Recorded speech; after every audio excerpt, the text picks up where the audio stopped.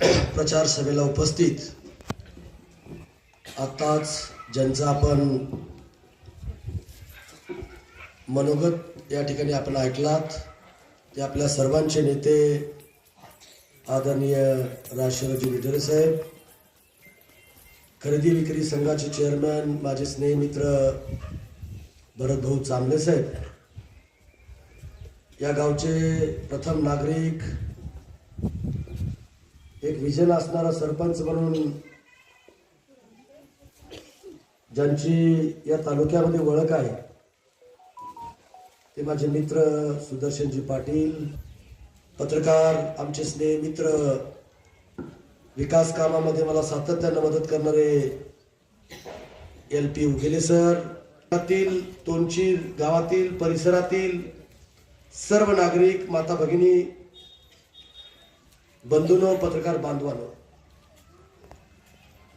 जिल्हा परिषद आणि पंचायत समिती निवडणूक 2026 च्या अनुषंगाने आपण राष्ट्रवादी काँग्रेस पार्टी आणि भारतीय जनता पार्टी युतीचे उमेदवार म्हणून आपण डॉक्टर दीपकजी सोमवंशी आणि या शिरोळ पंचायत समिती गणाच्या माझ्या भगिनी सुनीताताई प्रकाश राठोड आणि निडबत पंचायत समिती गणाचे मनोजित चिखले याला या तिघांनाही राष्ट्रवादी काँग्रेस आणि भारतीय जनता पार्टीचे उमेदवारी मिळाल्याबद्दल सर्वप्रथम मी त्यांचं तिघांचंही मनापासून या ठिकाणी अभिनंदन करतो आणि तुम्हा सर्वांना नम्र आव्हान करतो की या तिघांना पण डॉक्टर दीपक सोमवंशीजीला आणि सुनीताताई प्रकाश राठोड येणारा 5 तारखेला घड्याळाच्या चिन्हासमोर बटन दाबून प्रचंड मताने आपण विजयी करावं असं सुद्धा नम्र आव्हान या ठिकाणी करतो. खरं तर उगेले साहेब, सकाळी 8 वाजल्यापासून माझा दौरा सुरू आहे. तुम्हाला सर्वांना माहिती आहे, माझे स्नेह मित्र सुदर्शन पाटीलजींनी आणि प्रदीप जाधवजींनी आपल्या प्रास्ताविकामध्ये या 6 वर्षाच्या कार्यकाळामध्ये तुम्ही जी मला आशीर्वाद दिले, तुम्ही जी मला प्रेम दिलं आणि त्या प्रेमाच्या, त्या आशीर्वादाच्या जीवावर या भागाचा आमदार मला होता आलं. राज्यमंत्री पदाची संधी मिळाली, कॅबिनेट मंत्री पदाची संधी मिळाली. परत 2024 ला मराठवाड्यामध्ये सगळ्यात मोठ्या मताधिक्यानं निवडून आणण्याचं काम तुम्ही बहादर जनतेने मला या ठिकाणी केलेलं आहे. म्हणून डॉक्टर साहेब, तुम्ही खूप भाग्यवान आहात आणि तुमच्या बाबतीमध्ये तर जनताच मला या ठिकाणी सांगते ती उमेदवारी त्याला का मिळाली. सावकार, या परिसरातील, या मतदारसंघातील जे लोकप्रतिनिधी होते, जे सगळे प्रतिष्ठित सर्व नागरिक, सर्व पक्षाचे पदाधिकाऱ्यांनी येऊन मला सांगितलं की भाऊ, आम्हाला उमेदवार डॉक्टर दीपक सोमवंशी पाहिजे आणि म्हणून प्रदीपजी हे उमेदवारी त्याला त्या ठिकाणी दिलेली आहे. जनतेतून उमेदवारी त्या ठिकाणी आलेली आहे. आणि प्रकाशजीच्या बाबतीमध्ये तर तुम्हाला सर्वांना माहित आहे, गेल्या 25-30 वर्षापासून लहान वयामधून ते सामाजिक जीवन जगण्याचं काम, समाज कार्य करण्याचं काम त्यांच्या माध्यमातून त्या ठिकाणी होतंय. आणि म्हणून सांगण्याचं तात्पर्य एवढंच आहे उगेले साहेब, सर्व जाती धर्माच्या लोकांना सोशल इंजिनिअरिंग करून या माझ्या विधानसभा मतदारसंघामध्ये मी प्रतिनिधित्व देण्याचं काम मी त्या ठिकाणी केलंय. आता ऐकत होतो डॉक्टर सोमवंशी साहेबांचं भाषण. त्यांनी पहिल्यांदाच कोणता तरी एक राजकीय पक्ष त्यांनी त्या ठिकाणी निवडलेला आहे. त्यांची मिसेस असेल, ते असेल, सोमवंशी घराणा असेल, सातत्यानं गोरगरीब लोकांची सेवा करण्याकरता त्यांनी आरोग्याचं मंदिर त्या ठिकाणी त्यांनी त्या ठिकाणी उभा केलेलं होतं. आज पहिल्यांदा मी भाषण ऐकलं. त्यांनी काय सांगितलं, मला सौर ऊर्जेचे प्रकल्प उभा करायचे, मला आरोग्याच्या चांगल्या सुविधा तुम्हाला द्यायचं, पिण्याचं पाणी तुम्हाला चांगलं व्यवस्थित करून द्यायचं, तुम्हाला दळणवळण व्यवस्था माझ्या मतदारसंघापुरती तुम्हाला मजबूत करून त्या ठिकाणी द्यायचे, असं मला त्या ठिकाणी सांगितलं.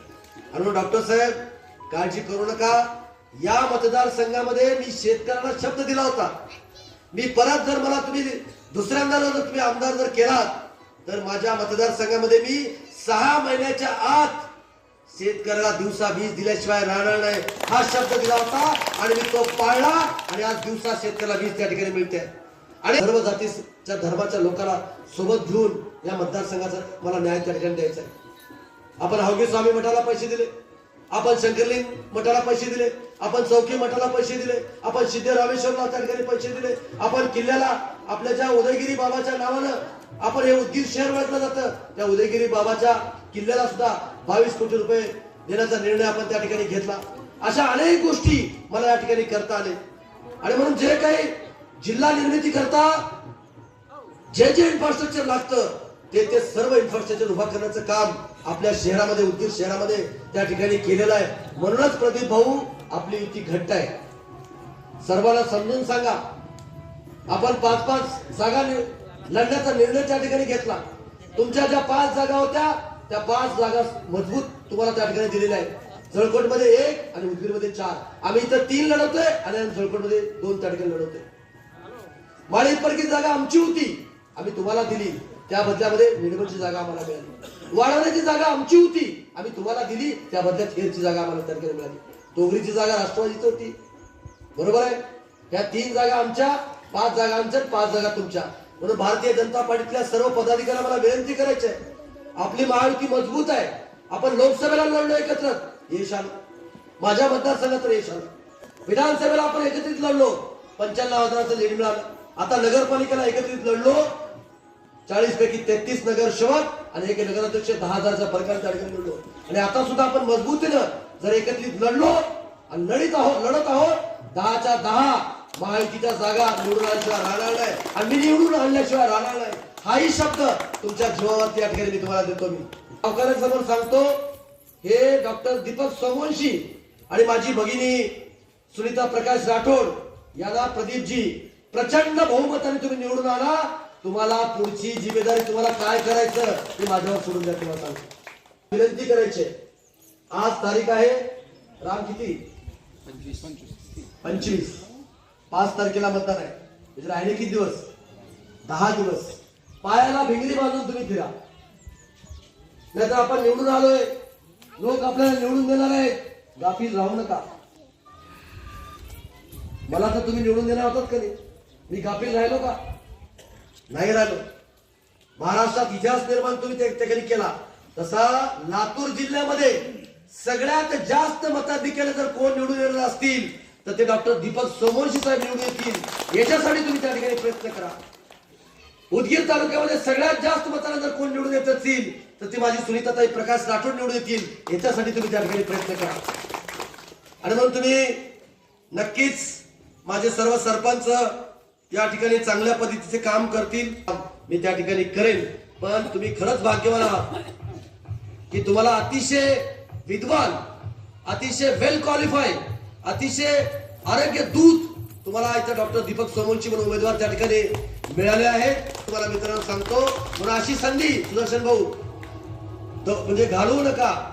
आणि प्रकाश भाऊ तुम्ही सुद्धा आपल्या समाजामध्ये सगळ्याला भेटा, तुम्ही करा. आणि उगेले साहेब आपण खूप विद्वान आहात आणि या सभेला अतिशय सभा आपण या ठिकाणी चांगली केली, त्याबद्दल मी तुमचे मनापासून आभार व्यक्त करतो. आणि येणाऱ्या 5 तारखेला